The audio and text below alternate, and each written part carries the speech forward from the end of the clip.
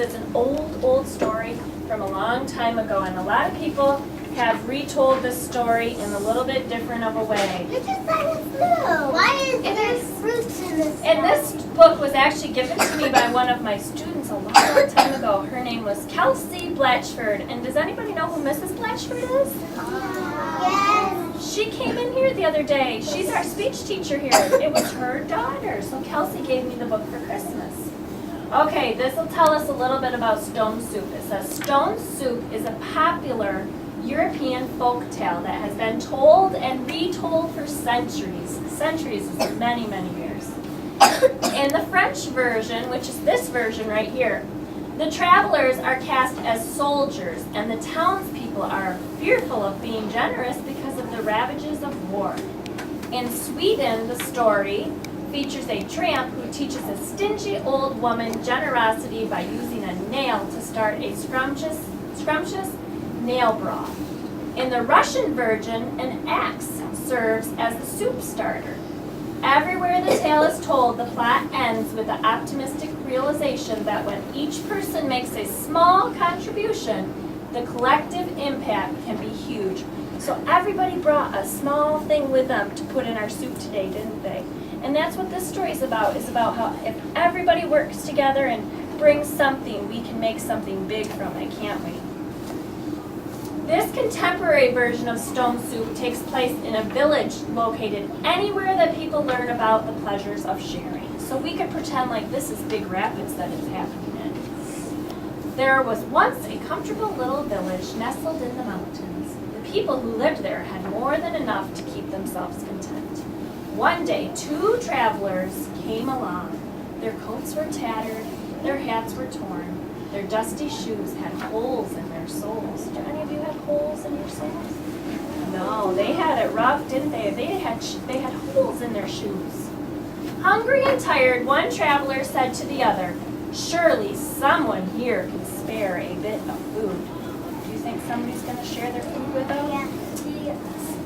They knocked boldly on a door. It creaked open and a woman asked, "What do you want?" "Please," said one of the travelers. "We are hungry. Do you care? Will you share? Do you have any food?" What do you think she said? Yes. The woman squinted her eyes and tartly replied, "No."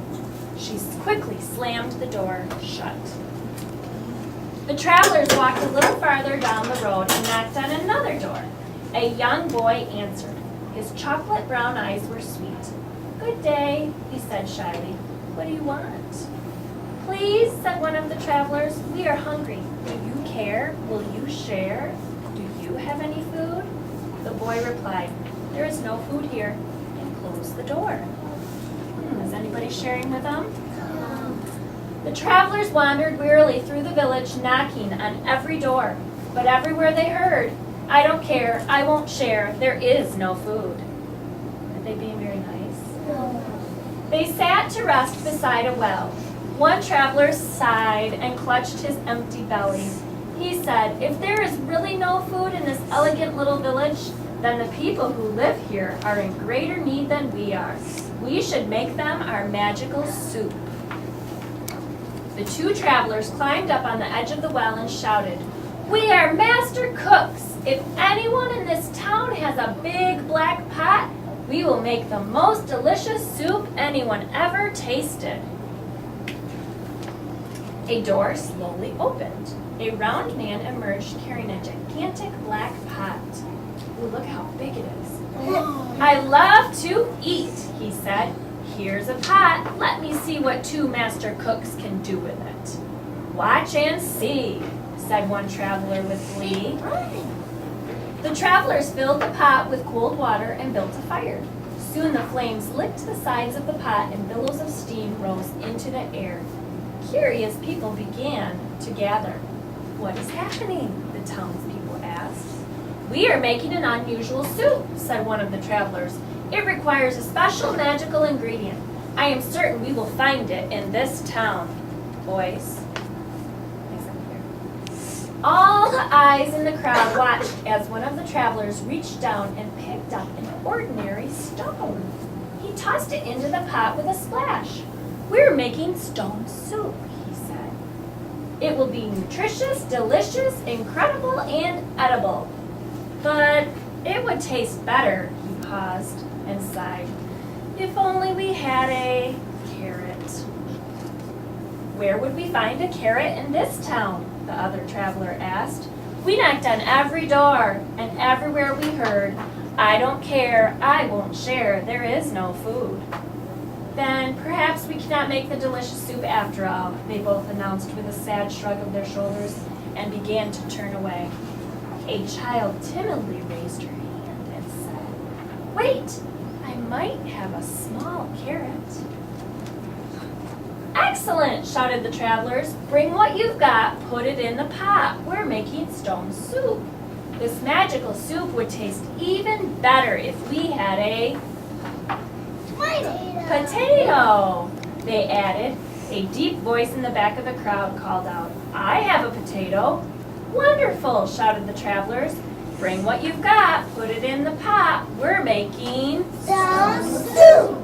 It would taste better still, they said, if we had just a few more ingredients. Perhaps, said one villager, I could bring a green bean. Well, said another, if you're going to bring a green bean, I will bring a kernel of corn. I shall not be outdone, cried another. I will bring an egg noodle.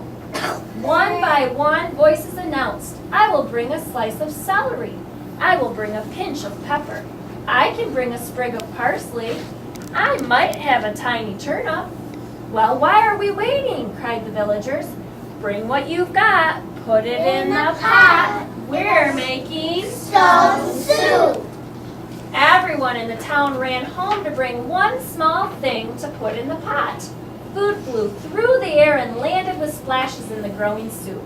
Soon the huge pot was full and simmering. A wonderful smell drifted through the air. The smell was so tempting that people brought out bowls, spoons, chairs, and tables. They placed hearty loaves of bread, chunks of cheese, and bowls of fruit on the tablecloths. Everyone came to taste the soup and marveled at its flavor. It's amazing, said one woman. These two travelers made such a delicious soup out of a stone. Out of a stone, said the travelers with a grin, and a magical ingredient. Do you know what the magical ingredient is? Stone. Sharing. Nope, sharing is the magical ingredient. As the travelers left the town, they said, if anyone ever wants to make this special soup again, just remember the recipe. Bring what you've got, put it in the pot. Every bit counts from largest to least. Together we can celebrate a stone soup feast. And look at what's eating it. Cat and the dog. They must have liked it too. The bird. They got to eat the leftover and the bird. Are we gonna bring in a wok to put in the soup? I brought in a stone to put in the soup. What? Now, do you think we'll eat that stone? No, but and do you think I brought in a dirty stone or a clean one? Clean. I brought in a clean one. I washed it in the dishwasher so that it's really, really clean. And I washed it in some bleach water too. So it's a really, really clean stone. But you'll see. Oh, chicken lips and lizard hips and alligator eyes, monkey legs and buzzard eggs and salamander thighs, rabbit ears and camel ears and tasty toenail pies. Stir them all together, it's Mama's soup surprise. Oh, when I was a little kid, I never liked to eat. My mom would put things on my plate, I'd dump them on her feet.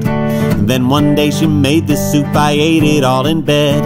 I asked her what she put in it, and this is what she said. Oh, chicken lips and lizard hips and What you making? Stone soup. rabbit ears and camel ears and tasty toenail pies. Stir them all together, it's Mama's soup surprise. I went into the bathroom, I stood beside the sink. How was the soup? I said, I'm feeling slightly Abby, you want Good. bread? Not good? Mama said, I've just the thing, I'll get it in Oh, a week. All. Yeah. That doesn't taste good.